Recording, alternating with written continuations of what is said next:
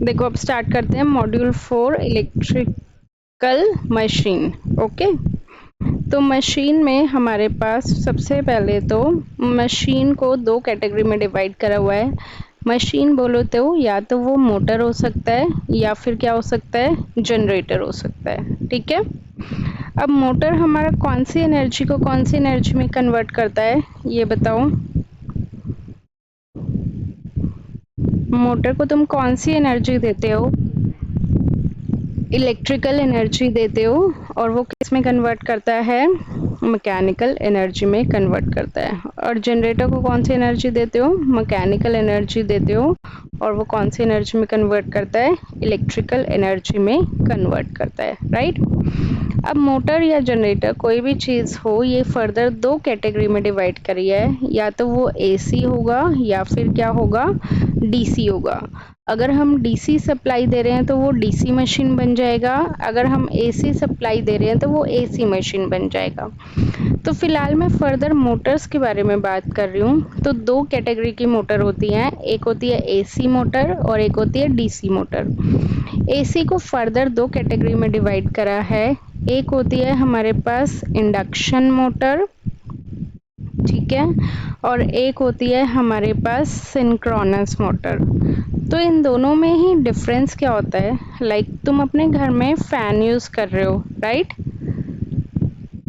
तो तुम बताओ जो तुम्हारी फैन की मोटर है वो कौन सी मोटर होगी, एसी मोटर होगी या डीसी मोटर होगी। तुम उसमें एसी सप्लाई देते हो या डीसी सप्लाई, एसी सप्लाई देते हो ना, एसी देते हो ना। एसी जो तुम हमारे घरों में आती है वो सारी कौन सी सप्लाई होती है, एसी सप्लाई होती है। और जो भी बैटरी से रिलेटेड वाली मोटर्स होती हैं वो डीसी होती है। जो तुमने कभी अपने बचपन में टॉय कार वाली मोटर यूज़ करी होगी, टॉय कार्स में होती है ना, वो बैटरी से चलती है, वो कौन सी मोटर होती है, डीसी मोटर। ठीक है, अब आ जाते हैं इंडक्शन मोटर पे। इंडक्शन मोटर पे हमारे पास क्या डिफरेंस होता है इंडक्शन और सिंक्रोनस में, कि इन सिंक्रोनस की जो स्पीड है वो क्या रहती है, हमेशा कांस्टेंट रहती है, और इंडक्शन की जो स्पीड है वो हमेशा क्या रहती है, वेरी करती है, वेरिएबल होती है। तो तुम बताओ तुम्हारे अकॉर्डिंग जो तुम्हारे घर में फैन की मोटर है या फिर कूलर की मोटर है, ये कौन सी मोटर हो गई, इंडक्शन मोटर हो गई या सिंक्रोनस मोटर हो गई तुम्हारे अकॉर्डिंग। तुम्हारी जो फैन की मोटर है वो इंडक्शन मोटर है या सिंक्रोनस मोटर है, वो उसकी स्पीड को तुम चेंज कर सकते हो, तो वो तुम्हारी कौन सी मोटर हो गई, इंडक्शन मोटर हो गई। अब देखते हैं तुम्हारे सिलेबस में क्या क्या है। तुम्हारे सिलेबस में है सबसे पहले डीसी मशीन। डीसी मशीन का क्वेश्चन इम्पॉर्टेंट है, मोस्ट फ्रिक्वेंटली पूछा जाता है। ट्रांसफॉर्मर का तो मैं बोला ही है कि इस बार न्यूमेरिकल आएगा।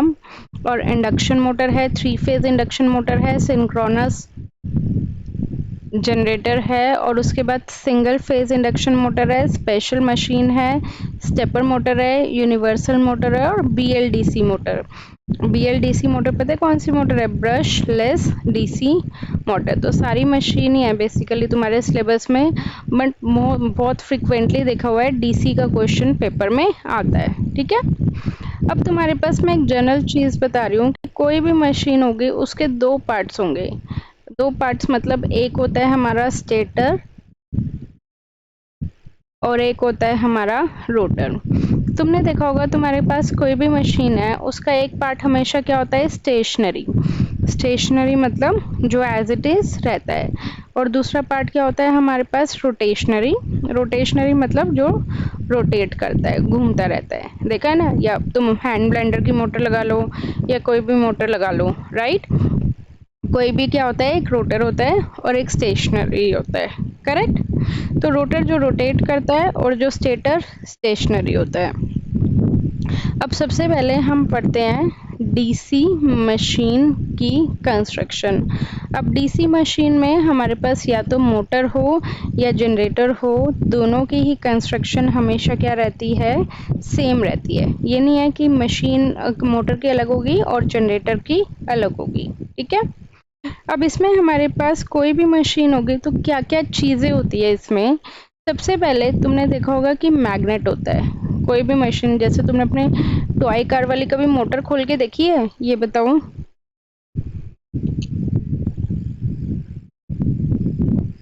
उसमें क्या होता है, मैग्नेट ज़रूर होता है।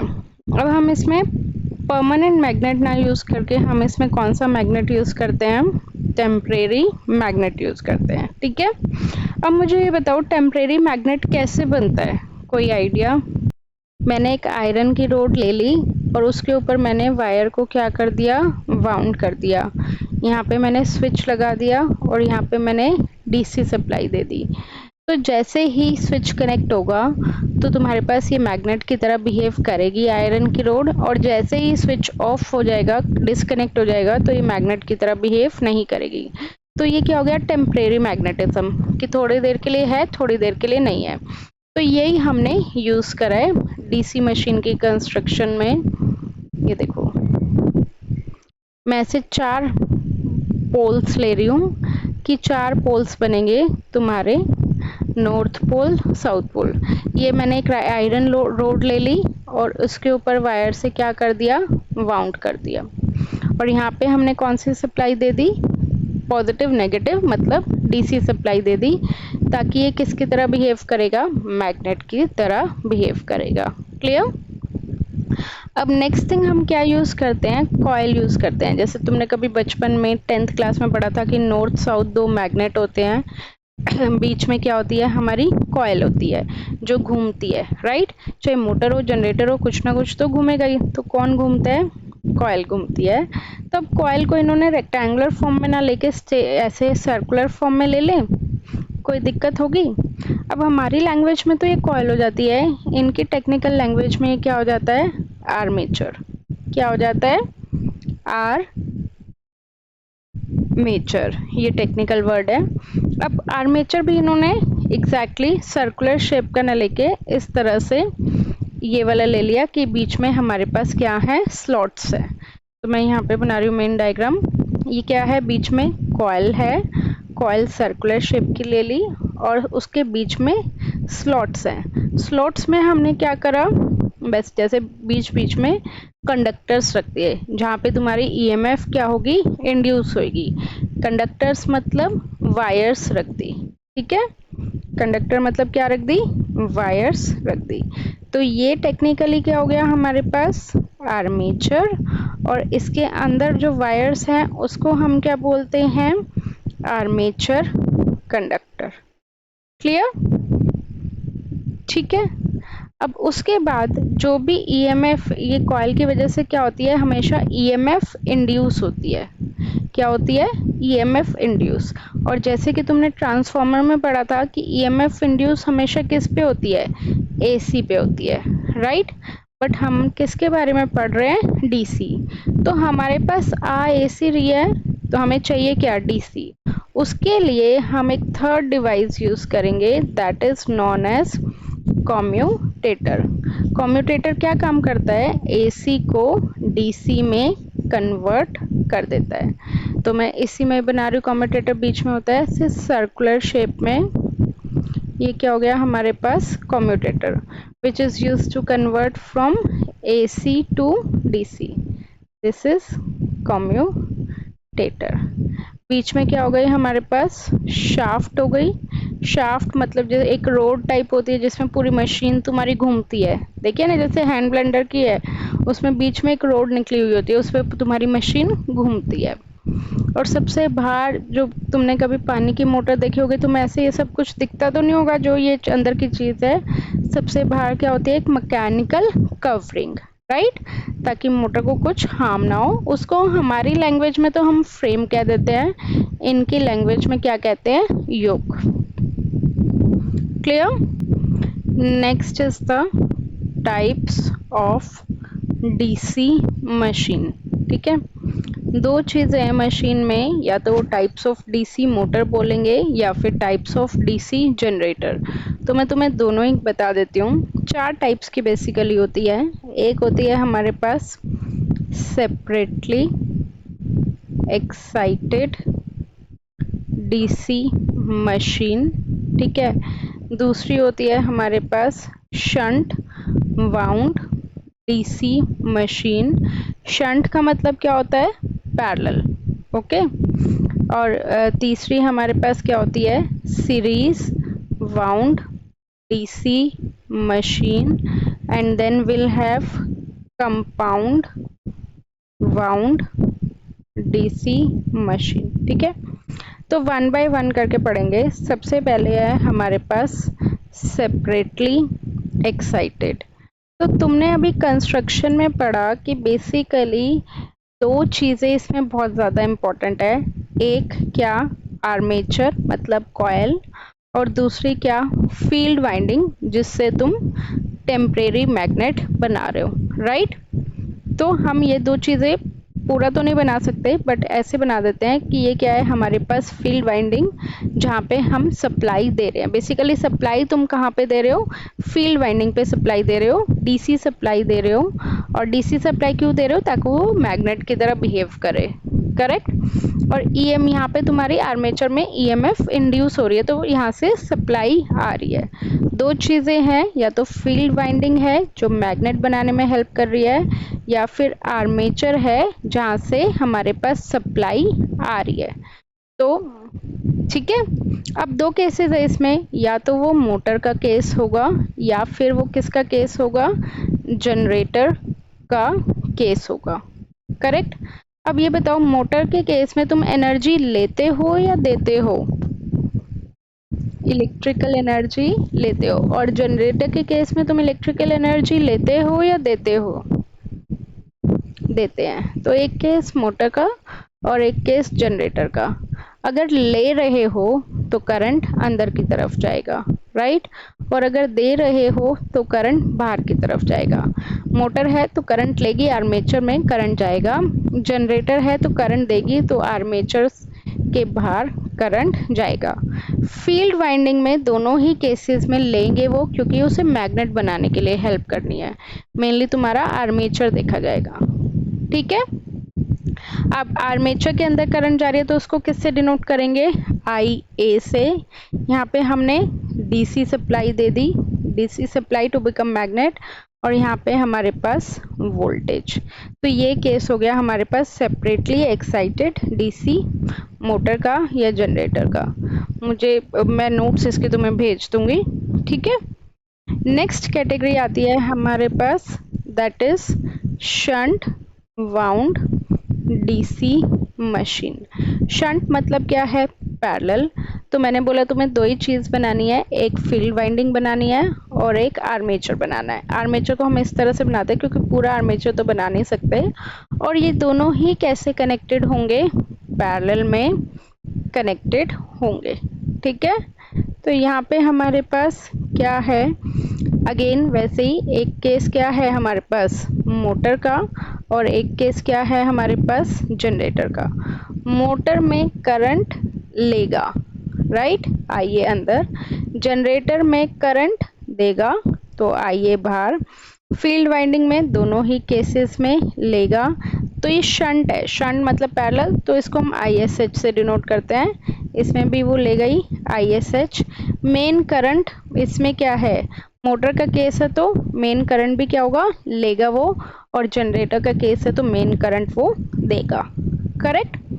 यहाँ पे अगर मैं किरचॉफ करंट लॉ लगाऊं तो I की वैल्यू क्या हो जाएगी? IA plus ISH। और यहाँ पे मैं किरचॉफ करंट लगाऊंगी तो क्या वैल्यू हो जाएगी? I is equal to IA minus ISH होगी। यही वोल्टेज सप्लाई है, plus minus V, plus minus V। यहाँ पे हमारे पास फॉर्मूला होता है V इज इक्वल टू, अब यहाँ पे देखो ये पैरेलल में है तो इसके अक्रॉस भी वोल्टेज V रहेगी और इसके अक्रॉस भी वोल्टेज V रहेगी। इसके अक्रॉस मान लो वाइंडिंग RSH है, तो वो ओम्स लॉ के अकॉर्डिंग क्या फॉर्मूला हो जाएगा? V is equal to ISH into RSH। तो ये चीज़ें तुम्हारी न्यूमेरिकल में यूज होती है। इस पर तुम्हारा न्यूमेरिकल कभी आया नहीं हुआ और ना ही इस पर तुम्हारे सर ने करवाया है, तो मैं करवा नहीं रही, ठीक है। अगर कोई आया हुआ होगा तो मैं करवा दूंगी, क्लियर। नेक्स्ट थर्ड कैटेगरी आती है, that is series wound DC machine. अब सीरीज में क्या होगा, नाम से पता लग रहा है कि फील्ड वाइंडिंग और आर्मेचर दोनों कैसे कनेक्टेड होंगे, सीरीज में कनेक्टेड होंगे, राइट। अगेन हमारे पास दो केस हैं, या तो हमारे पास मोटर का केस है या फिर हमारे पास जनरेटर का केस है, right. Plus minus V, plus minus V, motor का केस है तो करंट अंदर जाएगा और जनरेटर का केस है तो करंट बाहर जाएगा। ये सीरीज है, शंट नहीं है, तो इसको हम किससे डिनोट करेंगे, आरएससी। और ये वही कि आर्मेचर करंट, और ये भी आरएससी, और ये हमारे पास क्या हो जाएगा, armature current. Clear? This is your third category. Next fourth category, that is compound wound DC machine. ठीक है, कंपाउंड मतलब सीरीज का और शंट का कॉम्बिनेशन। कंपाउंड मतलब कॉम्बिनेशन। इसको फर्दर दो कैटेगरी में डिवाइड करा है। एक होता है हमारे पास शॉर्ट शंट और एक होता है हमारे पास लॉन्ग शंट। शॉर्ट शंट का मतलब देखो, ध्यान से देखना क्या है। शंट मतलब आ गया तो पैरेलल, तो इसका मतलब आर्मेचर और फील्ड वाइंडिंग्स दोनों ही पैरेलल में कनेक्ट हैं। इन दोनों को कंबाइन करके उसके साथ एक और वाइंडिंग हम लगा देंगे सीरीज में। ये क्या हो गया हमारे पास शॉर्ट शंट। लॉन्ग शंट में क्या होगा, पहले आर्मेचर बनाएंगे, उसके साथ पहले सीरीज में वाइंडिंग, फिर कंबाइन करके उन दोनों के साथ पैरेलल में वाइंडिंग। तो ये क्या हो गया हमारे पास लॉन्ग शंट। फिर से बोल रही हूँ, आर्मेचर बनाया, उसके साथ पहले पैरेलल में, फिर कंबाइन होके सीरीज में। इसमें हमने आर्मेचर बनाया पहले सीरीज में, फिर कंबाइन होके पैरेलल में। ठीक है, तो इसको भी फर्दर अपने अकॉर्डिंग डिफरेंशिएट कर लेना कि कौन सा तुम्हारा मोटर है, कौन सा जनरेटर है। मोटर का केस आए तो मोटर का केस बना देना, और जनरेटर का केस आएगा तो जनरेटर का केस बना देना। इसके बाद इसमें नेक्स्ट टॉपिक आ जाता है, that is EMF equation of DC machine. ठीक है, जैसे हमने ट्रांसफॉर्मर का ईएमएफ इक्वेशन का फॉर्मूला पढ़ा था ना, याद है क्या फॉर्मूला था, टेल मी।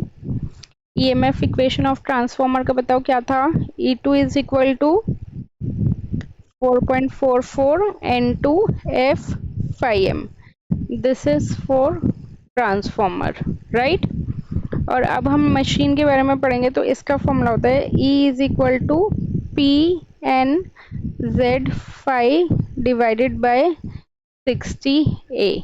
ओके, तो इसमें हाँ, E क्या है, EMF, जो EMF इंड्यूस होती है मशीन में, राइट। P क्या है, P is the number of poles, कितने नंबर ऑफ पोल्स हैं। जैसे हमने जो डायग्राम बनाया था ना, इसमें तुम्हारे मैंने 4 पोल्स लिए थे, 1 2 3 4, तो ये हमेशा इवन नंबर में होंगे, कभी भी ऑड नंबर में नहीं हो सकते, पेयरिंग होती है इसकी।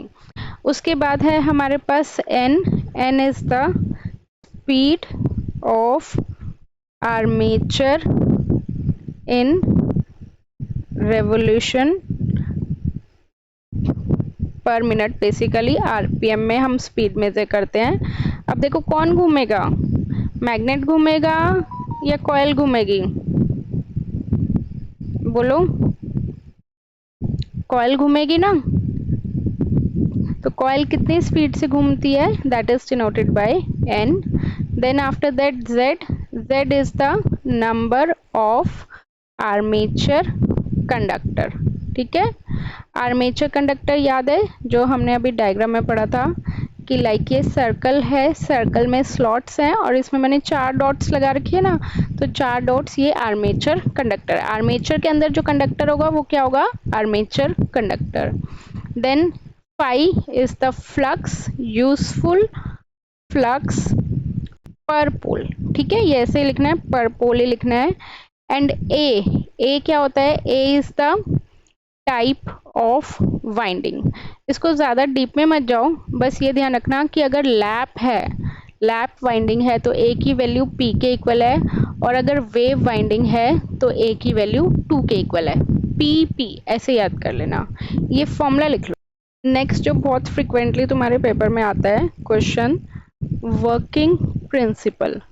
अब या तो वो वर्किंग प्रिंसिपल मोटर का पूछ लेते हैं या फिर किसका पूछ लेते हैं, जनरेटर का। ठीक है, बहुत हर बार मतलब तुम ये मान लो कि ये आया ही हुआ है। एक 10 नंबर का क्वेश्चन आता है, उसमें ये 3-4 क्वेश्चन घुसा देते हैं। तो सबसे पहले पढ़ेंगे डीसी मोटर का प्रिंसिपल। मोटर है तो वो क्या करेगी, इलेक्ट्रिकल एनर्जी को मैकेनिकल एनर्जी में कन्वर्ट करेगी। ठीक है, अब देखो कैसे कन्वर्ट करेगी, पूरा उसका ध्यान से प्रोसीजर समझना। ये तुम्हारे पास क्या है, मैग्नेट है, नॉर्थ साउथ मैग्नेट है, और बीच में मान लो ये तुम्हारे पास क्या है, कॉइल है। राइट, ये क्या है तुम्हारे पास, कॉइल है। अब क्या होगा, तुम क्या, मैं किसकी बात कर रही हूँ, मोटर की बात कर रही हूँ। तो मोटर है, मोटर को हम एनर्जी देंगे, तो मैंने इसको इलेक्ट्रिकल एनर्जी दी। ठीक है, अब इलेक्ट्रिकल एनर्जी दी तो इसमें करंट फ्लो होगा, कॉइल में करंट फ्लो होगा ना, ऐसे करंट फ्लो का। राइट, करंट फ्लो हो रहा है। अब देखो दो चीजें होती हैं, एक फ्लक्स होता है, राइट, एक होता है हमारे पास मैग्नेटिक फ्लक्स, और एक होता है हमारे पास इलेक्ट्रिकल फ्लक्स। तो अब देखो मैग्नेट है तो मैग्नेटिक फ्लक्स होगा ना, होगा या नहीं होगा। जैसे मान लो ये मैग्नेट है नॉर्थ साउथ, तो तुम्हें पता है फ्लक्स को मैंने क्या बोला था, बेसिकली मैंने क्या बोला था, फ्लक्स कुछ भी नहीं है, फ्लक्स क्या है, field lines per unit area. तो तुम एरिया भी भूल जाओ एक तरह से, फ्लक्स क्या है, फील्ड लाइंस। और तुमने कभी बचपन में पढ़ा था कि मैग्नेटिक फील्ड लाइंस कैसे जाती है, हमेशा नॉर्थ से साउथ जाती है या साउथ टू नॉर्थ जाती है, नॉर्थ टू साउथ। तो बेसिकली नॉर्थ से निकलती है और साउथ में एंटर करती है। तो मैग्नेट है तो फ्लक्स होगा, राइट। तो यहाँ से हमारे पास मैग्नेट है नॉर्थ साउथ, तो ये magnetic field lines north to south जा रही है। ठीक है, अब तुमने एक और चीज पढ़ी हुई है कि इलेक्ट्रिकल वायर है, उसमें करंट दे रहे हैं, तो उसके वजह से भी कुछ ना कुछ फ्लक्स प्रोड्यूस होगा, राइट। क्योंकि इलेक्ट्रिकल वायर वो मैग्नेटिक एनर्जी में कन्वर्ट होगी, मैग्नेटिक एनर्जी में कन्वर्ट होगी तो मैग्नेटिक फ्लक्स प्रोड्यूस होगा। तो अब ये देखो दो चीजें हो गई। यहाँ से देखोगे तो वायर का करंट ऐसे जा रहा है, ऊपर की साइड से देखोगे तो वायर का करंट ऐसे जा रहा है, तो इसकी जो फ्लक्स प्रोड्यूस होगी वो भी कैसे होगी, ऐसे, इस डायरेक्शन में होगी। बट अगर नीचे की साइड से देखोगे तो करंट कैसे जा रहा है, अपोजिट डायरेक्शन में जा रहा है, तो इसकी जो फ्लक्स होगी वो ऐसे प्रोड्यूस होगी, राइट। दोनों की फ्लक्स अपोजिट डायरेक्शन में हो रही है। तो बेसिकली अब तुम्हारे पास 3 फ्लक्स हो गई, एक तो मैग्नेट की, 2 कॉइल की, राइट। तो फ्लक्स या फील्ड लाइंस की टेंडेंसी होती है जहां वो ज्यादा होंगी उतनी ज्यादा वो पास पास होती चल जाएंगी। मतलब अगर ये दोनों सेम डायरेक्शन में है, मैग्नेट की फील्ड लाइंस और वायर की फील्ड लाइंस ऊपर वाली सेम डायरेक्शन में है, तो ये क्या हो जाएंगी, ऐड ऑन होती चली जाएगी, flux will add with each other. ऊपर की साइड से क्या हो गई, ये ऐड हो गई, राइट, क्योंकि वो भी इधर जा रही है, वो भी इधर जा रही है, तो ऊपर की साइड से बेसिकली ज्यादा हो गई। और अगर नीचे की साइड से देखोगे तो नीचे की साइड से क्या हो गई, कम हो गई, क्योंकि यहाँ पे ये क्या कर रही है, cancel effect of each other, और यहाँ पे ये क्या कर रही है, add the effect of each other. तो यहाँ पे ये कम हो गई, करेक्ट। ज्यादा हैं तो ऑब्वियसली देखिए 100 बंदे हैं तो वो पास पास रहेंगे, 2 बंदे हैं तो वो दूर दूर रहेंगे। तो जहाँ ज्यादा फील्ड लाइंस होती हैं उतनी ज्यादा फील्ड लाइंस पास पास होती है, जितनी कम फील्ड लाइंस होती है उतनी कम फील्ड लाइंस दूर दूर होती हैं। क्लियर ये कंसेप्ट, यहाँ तक समझ में आया। अब इसके बाद देखो, इसके बाद मैग्नेटिक फील्ड लाइंस की टेंडेंसी होती है कि वो एक जगह ही रहती है, ऐसा नहीं होता कि कहीं कम है कहीं ज्यादा है। मान लो तुमने मैग्नेट रखा यहाँ पे, तो ऐसा नहीं है ना कि यहाँ से वो ज्यादा अट्रैक्ट कर लेगा, यहाँ से वो कम अट्रैक्ट करेगा, सेम दूरी पे है, नहीं होता ना। मैग्नेटिक फील्ड लाइन सेम होती है, तुमने पहले यही पढ़ा कि सेम होती है। तो अब ये क्या करेंगी, ऊपर की तरफ क्या लगाएगी, फोर्स लगाएगी। इसके डायरेक्शन ऑफ फोर्स कहाँ पे होगी, ऊपर की तरफ, सॉरी गलत बोल गई मैं। डायरेक्शन ऑफ फोर्स कहाँ पे होगी, नीचे की तरफ, क्योंकि वो नीचे आने की कोशिश करेंगी। वहां पे ज्यादा भीड़ है, यहाँ पे देखेंगे कि यहाँ पे खुला खुला है, तो वो नीचे की तरफ आने चाहेंगी, फील्ड लाइंस, राइट। तो इसकी डायरेक्शन ऑफ फोर्स कहाँ होंगी, डाउनवर्ड की तरफ। अब देखो फील्ड लाइंस तो हमें दिखती नहीं है, बट लगा फोर्स फील्ड लाइंस नहीं है, बीच में क्या है तुम्हारा कॉइल। तो अल्टीमेटली जो तुम्हारा फोर्स लगेगा वो किस पे लगेगा, कॉइल पे ही लगेगा, राइट। जैसे बीच में तुम मान लो कि कोई ऑब्जेक्ट रख रखा है और ऊपर से बहुत तेज हवा आ रही है, तो हवा तो हमें दिखती नहीं है, कौन हिलेगा, वो ऑब्जेक्ट ही हिलेगा, तो फोर्स किस पे लगेगा, ऑब्जेक्ट पे ही लगेगा। तो जैसे ही वो फील्ड लाइंस नीचे की तरफ फोर्स लगाएंगी, तुम्हारी कॉइल क्या करने लग जाएगी, घूमने लग जाएगी, ठीक है। अब देखो तुमने कौन सी एनर्जी दी थी, बोलो, तुमने कौन सी एनर्जी दी थी, इलेक्ट्रिकल, और तुम्हें कौन सी एनर्जी मिल रही है, मैकेनिकल। घुमा रहे हो ना तुम, घुमा रहे हो उसे, तो वो मैकेनिकल एनर्जी मिल रही है।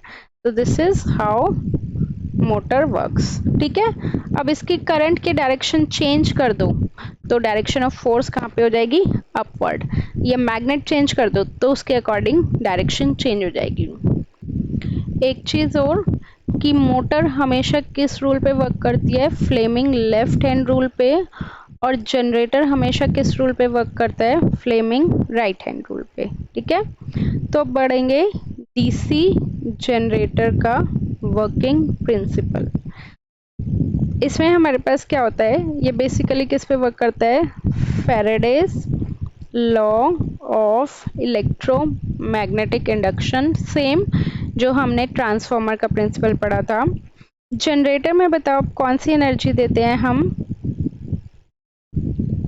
मैकेनिकल एनर्जी, और वो किसको कन्वर्ट करता है, इलेक्ट्रिकल एनर्जी में। तो बेसिक सा फंडा बताती हूँ मैं तुम्हें, ये मैग्नेट है, नॉर्थ साउथ, बीच में क्या है, कॉइल है, राइट। अब देखो कॉइल है, मैं ऐसे सर्कुलर फॉर्म में ले लेती हूँ कॉइल, ये तुम्हारी कॉइल है। अब तुमने कॉइल को घुमा रहे हो, अब तुम्हारी मर्जी है तुम कैसे भी घुमा रहे हो, क्लॉकवाइज घुमा रहे हो या एंटी क्लॉकवाइज घुमा रहे हो, बस तुम घुमा रहे हो, चाहे अपने हाथ से घुमा रहे हो या किसी एक्सटर्नल फोर्स से घुमा रहे हो, क्लियर। तो जैसे ही तुम कॉइल को घुमाओगे तो ये बीच में जो मैग्नेटिक फील्ड लाइंस हैं नॉर्थ टू साउथ, क्या ये कट होंगी या नहीं होंगी, बताओ। तुमने बीच में कॉइल है, राइट, बीच में तो क्या है तुम्हारी कॉइल, और तुम क्या कर रहे हो, तुम उसको कॉइल को हाथ से घुमा रहे हो, ठीक है, थोड़ी इमेजिनेशन पावर यूज करनी पड़ेगी। कॉइल को तुमने हाथ से घुमाया, अब बीच में जो कॉइल है वो मैग्नेट, अगर तुम कॉइल को घुमा रहे हो तो क्या वो मैग्नेटिक फील्ड लाइंस को कट करेंगी, करेगी ना, मैग्नेटिक फील्ड लाइंस को तो कट करेंगी। और जैसे ही फील्ड लाइंस कट होंगी, तो फील्ड लाइन मतलब फ्लक्स, फ्लक्स कट होगा, बोलो। और अगर फ्लक्स कट होगा तो फ्लक्स चेंज होगा, कट होगा मतलब चेंज भी होगा, राइट। और अगर फ्लक्स चेंज होगा तो फैराडे ने क्या कहा था, E is equal to minus N D phi by D T, कि अगर फ्लक्स कट होगा तो फ्लक्स क्या होगा, चेंज भी होगा, और जैसे ही फ्लक्स चेंज होगा टाइम के रिस्पेक्ट में, वैसे ही तुम्हारी ईएमएफ इंड्यूस हो जाएगी, राइट। ईएमएफ इंड्यूस हो गई मतलब इलेक्ट्रिसिटी आ गई, इलेक्ट्रिसिटी आ गई मतलब तुमने कौन सी एनर्जी दी थी, इलेक्ट्रिकल एनर्जी, और तुम्हें कौन सी एनर्जी मिल रही है, मैकेनिकल एनर्जी, करेक्ट।